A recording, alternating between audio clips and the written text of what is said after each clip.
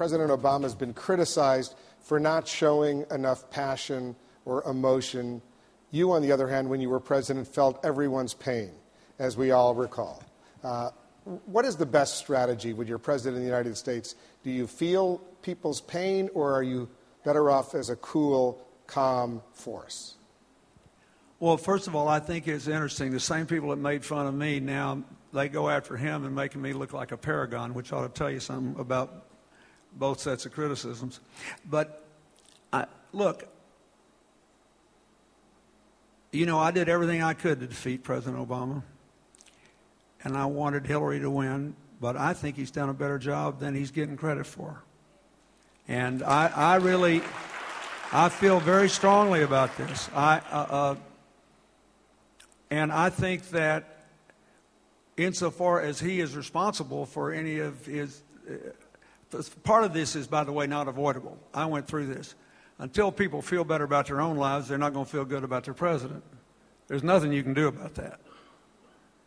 Because the American people hire you to win for them. And if they don't feel like winners, then they're not going to give you very much credit, even if you've done good things. So some of this credit will come. But on the empathy issue, I personally think it's a bum rap. That is, you know, he and I grew up in different cultures. We're of different generations. We express ourselves in different ways. He is a brilliant, articulate, and I think exceedingly empathetic person. But his whole, and look, when he got into politics, he didn't want to sound like a fire-eating preacher for fear of being racially stereotyped. I mean, he couldn't win for losing on that. So I think that my advice is, for everybody in public life, the most effective public persona is the one which is true and has integrity. And the only thing I wish about this whole Gulf deal, you know, is that I think the federal government's position ought to be very straightforward. The most important thing is to fix the leak. If anybody can help us fix the leak, I'm for it. Second most important thing is to keep the oil away from the shores. The third most important thing is to minimize the damage of the oil that reaches the shores. The fourth most important thing today is to figure out who did what wrong and hold them accountable, whether it was somebody in British Petroleum or somebody in the U.S. government. And I'll do that, but let's do 1, 2, and 3 first. And then, yes, he should show empathy, and yes, he should feel their pain and all that. But what people want is to fix the leak. So one of the best things that they've done is to deploy massive naval and Coast Guard resources and finally start taking help from other countries. But unless we send the Navy down deep to blow up the well and cover the leak with piles and piles and piles of rock and debris, which may become necessary. You don't have to use a nuclear weapon, by the way. I've seen all that stuff. Just blow it up. Unless we're going to do that, we are dependent on the technical expertise of these people from BP. They had 11 of their folks killed in that explosion. The people that are working on this, whatever the managers did wrong or didn't, they're good people. They're trying to do the right thing. So I think we ought to just row in the same boat for a while till we plug the leak, keep the stuff away from the shore, minimize the damage of what's on the shore. There are 20,000 Vietnamese immigrants who came to this country who are making a living off the shrimping business, all of whom are thinking about their family facing bankruptcy now. Let's just fix the problem, and then we can hold everybody accountable and emote or not emote or whatever. But I think the president's gotten a bum rap on this emoting deal. I think that you got to be who you are. You got to be who you feel comfortable with.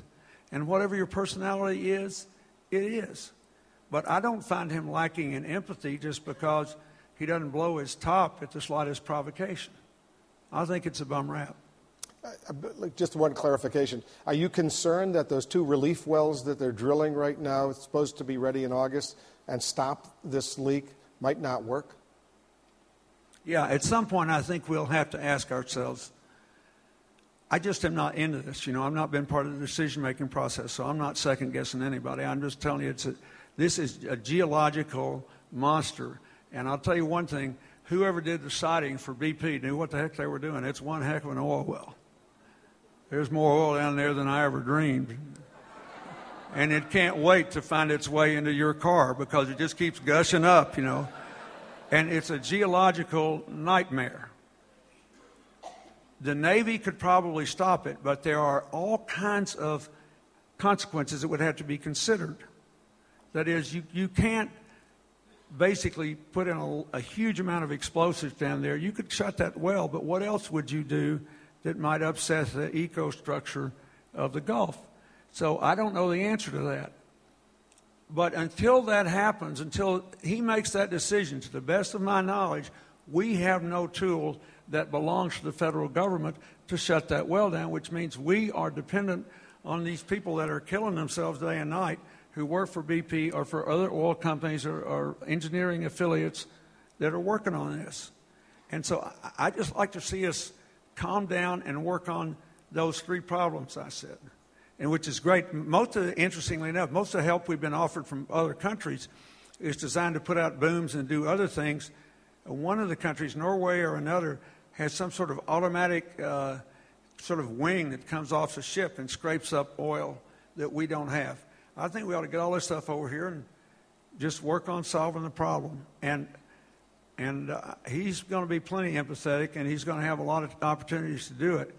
And if we got 20,000 immigrants that have done great honor to our country whose families go down, we're going to have to empathize with them and all my fellow Scots-Irish rednecks that are making a living down there and figure out what we're going to have to do to put their lives back together. There's going to be plenty of opportunity for empathy. Let's plug the leak and stop the damage.